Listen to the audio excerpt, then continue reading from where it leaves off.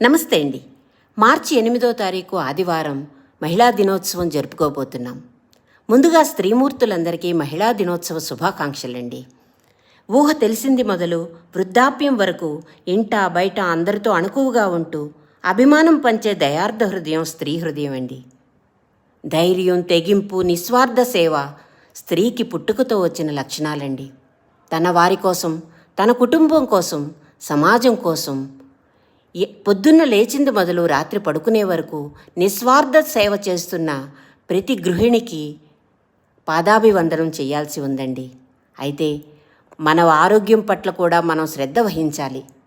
ఈ మహిళా దినోత్సవం నుంచైనా ప్రతి స్త్రీ తన ఆరోగ్యాన్ని కాపాడుకుంటూ తన వారిని, తన కుటుంబాన్ని, తద్వారా సమాజానికి తనకు వీలైనంత సేవ చేయాలని మనస్ఫూర్తిగా కోరుకుంటున్నానండి. అలాగే సమాజంలో మన అస్తిత్వాన్ని, స్వాభిమానాన్ని నిలబెట్టుకునేందుకు ధైర్యం కావాలి.